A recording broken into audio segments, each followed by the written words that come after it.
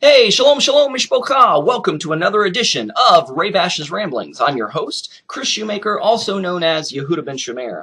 And today we're going to be reading from Matthew chapter 16, verses 13 through 20. And it reads in the Contemporary English Version. Now, as you go through the series of Ray Bash's Ramblings and other series that I do, I'm going to be reading from different translations because I like to read through books of the Bible over and over and over in different translations, just because I get a different flavor, a different take, something new jumps out. So just because I'm reading from a particular version doesn't necessarily mean that's the exclusive version that I use and endorse or what have you. Next time I could be reading from the Tree of Life version, or the Complete Jewish Bible, or the Sefer, or the Holman Christian Standard Bible, or the New Jerusalem Bible, or what have you. So I just happen to be reading from the CEV at this time. So it says, when Yeshua and his disciples near the town of Caesarea Philippi, he asked them, "What do people say about the Son of Man?" And the disciples answered, "Well, some say you're John the Baptist, and others maybe Elijah, or Jeremiah, or some other prophet." Then Yeshua asked them, "But who do you say that I am?" Simon Peter spoke up, "You are the Messiah, the Son of the living God." Yeshua told him, "Simon, son of Jonah, you are blessed. You didn't discover this on your own. It was shown to you by my Father in heaven. So I will call you Petra. I will call you Peter. I will call you Kepha, which means a rock. And upon this rock I will build my church, and death itself will have no power over it. And I will give you the keys of the kingdom of heaven. And God in heaven will allow whatever you allow on earth, but he will not allow anything that you don't allow." And Yeshua told his disciples not to tell anyone that he was the Messiah. Basically, the Roman Catholic Church is built on this passage of scripture that I just read, upon the misunderstanding, misinterpretation of this passage right here. That is why the Catholic Church exists. Because it says in verse 16, Simon Peter spoke up, "You are the Messiah, the Son of the living God."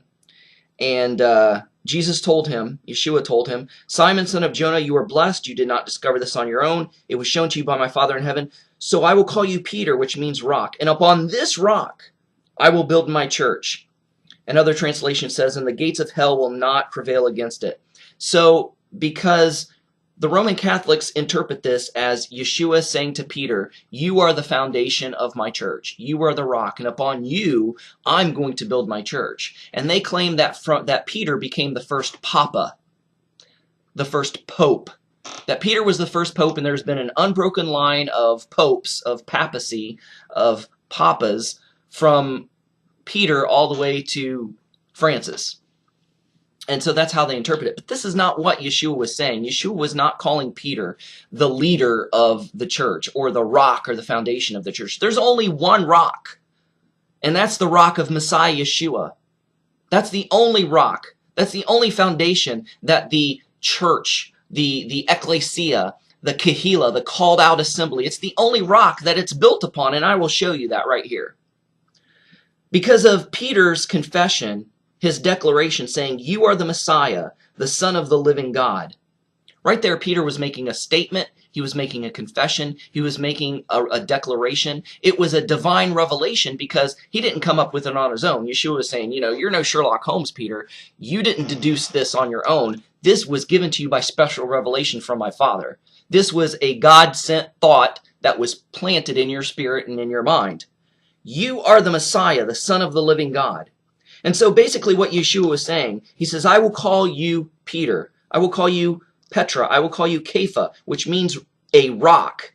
And upon, if you'll allow me to paraphrase, if you'll allow me to do an amplified version of the Bible, if you will, upon the rock of your confession, upon the rock of your declaration, upon the rock of the foundational revelatory declaration you just spoke about me being the Messiah, the Son of the living God, upon that statement, I'm going to build my called out assembly, my kehila, my ecclesia. That's what Yeshua was saying. Because back in Hebraic times, people were named and renamed on account of something they said, on account of something they did, on an event that happened surrounding their birth. Or even their conception. So you think of Isaac. His name means laughter because his parents laughed at the joy that they were going to be having a child past the age of childbearing. They were too old to have children. And so this was a supernatural event, a supernatural thing that happened. So Isaac was called laughter. That's what Isaac means. And you had Gideon, who had the nickname of Jerubbaal. I think that's what his nickname was. But he got that nickname because under the cover of the darkness of night, he knocked down and destroyed all the pagan pillars and idols and symbolisms around the place where he lived. And so he was pinning himself against the gods and challenging the gods to do something to him because he did this. So he got that nickname. So here Peter was given this nickname by the Messiah, the Rock. He was called the Rock because of the rock solid revelatory foundational confession he made that he is the Messiah, the Son of the living God. So it says, and I will build my called out assembly, my kahila, my ecclesia, and death itself will have no power over it.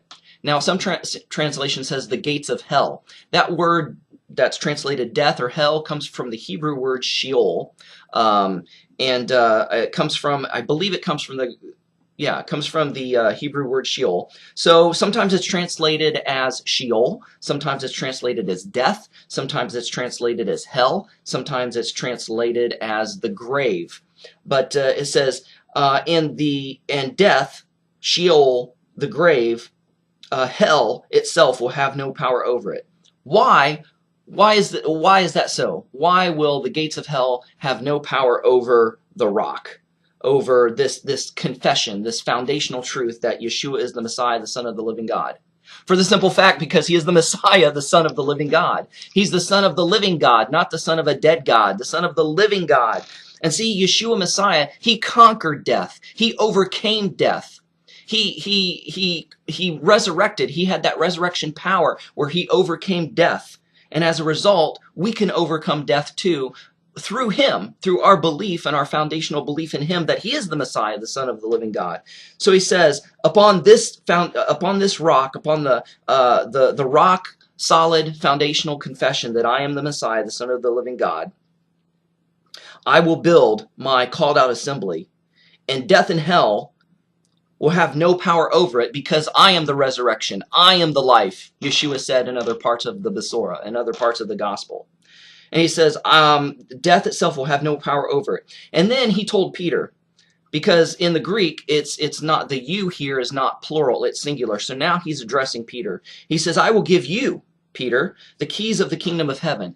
There's another reason why the Catholic Church believes that Peter became the leader of the church and the first pope. Because he says, I will give you, Peter, the keys of the kingdom. So what did Yeshua mean by that? Well, what are keys? Keys are instruments that unlock doors. They unlock locks. So symbolically speaking, spiritually speaking, a key is something that unlocks a revelation, that unlocks knowledge, that unlocks truth. And so what are the keys? Because the keys are in the plural. Well, the first key he was given was the foundational key that unlocked the revelation and the truth that Yeshua is the Messiah, the Son of the living God. The second key, an important key that he receives later in the book of Acts, is that that Gentiles are included in this Nazarene, this messianic, this movement called the Way.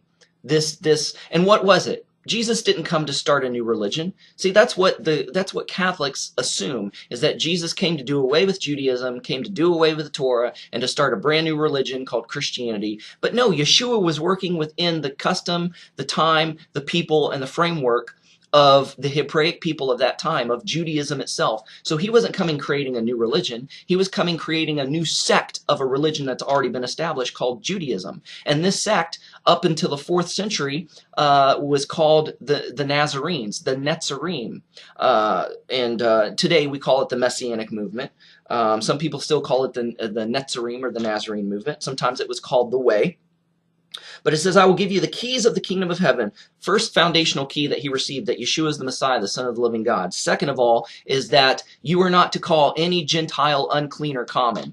You remember the vision that Peter had? And there's another passage, another classic passage that has been taken out of context and been misinterpreted by Christendom at large, is that this four-cornered sheet, which is an allusion to a prayer shawl, was lowered down from heaven, and there was all these unclean, unkosher animals that Jewish people, Hebrew people who follow the Torah are forbidden to eat.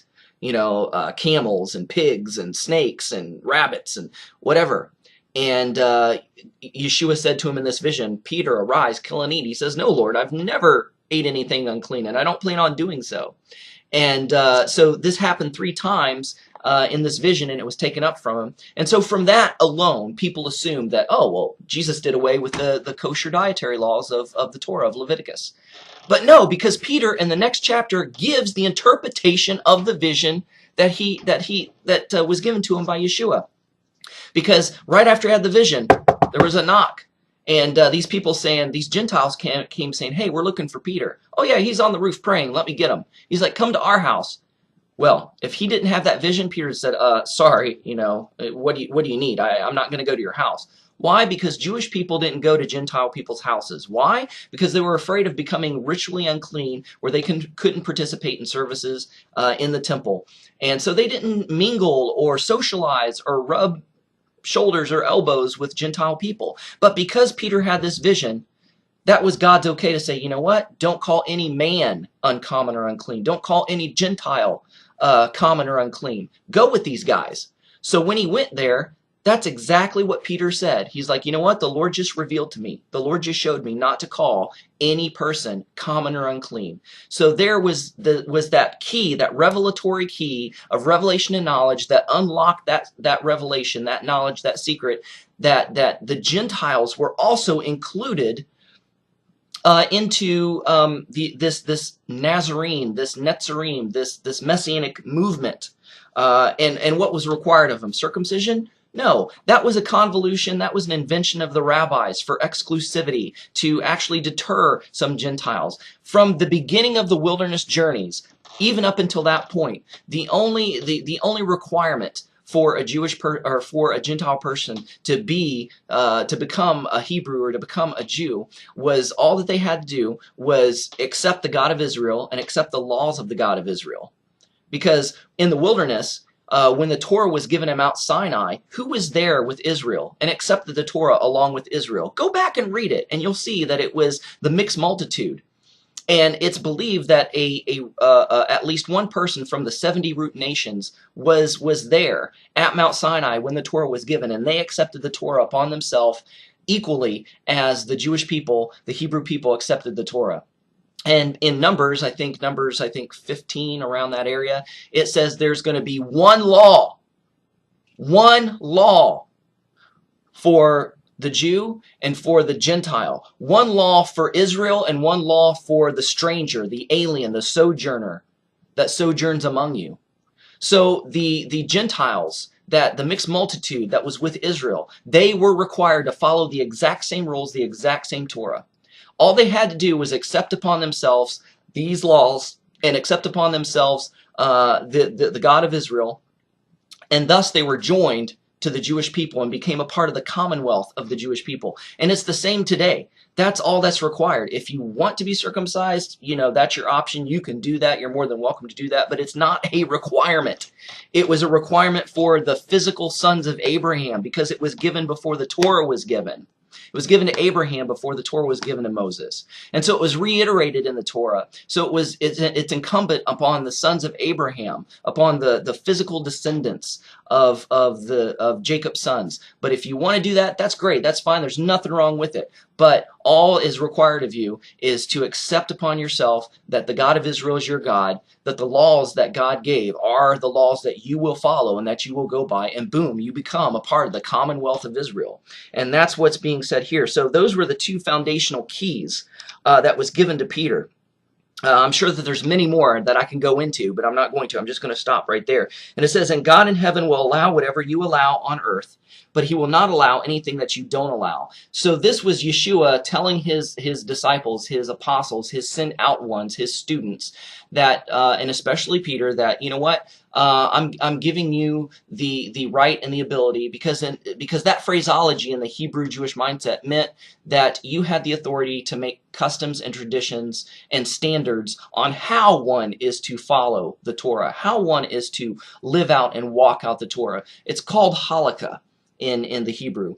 So it says, and God in heaven will allow whatever you allow on earth, but what he will not allow, anything that you do not allow. So that's called Holika. It's the way one practices or observes or lives or follows out the commandments, the Torah, the instructions of God. So just think of things that Peter allowed. The first thing that came to my mind is that you remember when Peter and John was going up to the temple to worship, and they were passing the gate called Beautiful, and there was a beggar there, and he was begging for money, and Peter said to him, silver and gold have I none, but such as I have I give unto you. In the name of Yeshua Messiah of Nazareth, get up and walk. And he was healed. So he allowed healing. And so healing took place. He allowed it on earth. It was allowed in heaven. It was allowed on earth. And boom, this man walked. So that's kind of what came to my mind as well. Now, if you remember, back to this keys of the kingdom just briefly, who was the apostle to the Gentiles? Paul, the apostle Paul, Rav Shaul, he was the apostle to the Gentiles.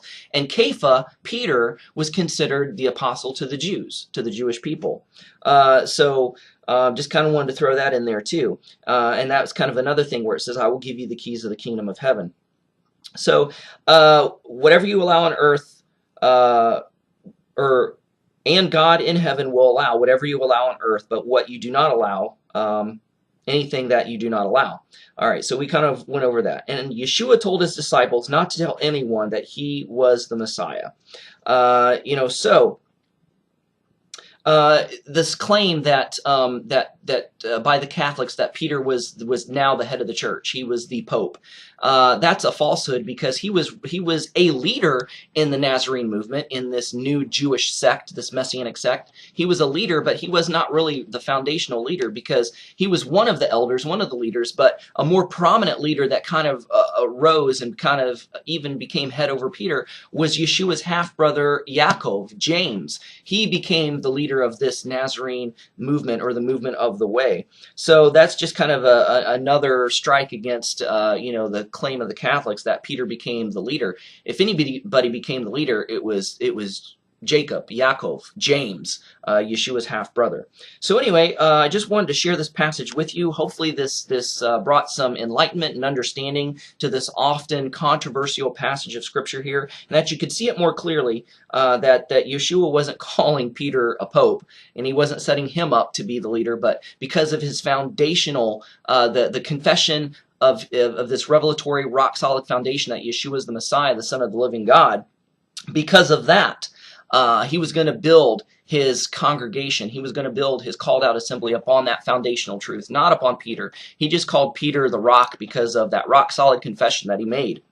And, because he was open to the Father revealing that to him, God was going to allow him to have some elemental, foundational keys to the kingdom that's going to unlock some truths. And part of that was the inclusion of the Gentiles into this movement, as well as other things. But anyways, hope you got something out of this. Thanks for watching. Thanks for listening. Love you guys. Shalom, Shavua Tov. Have a great week.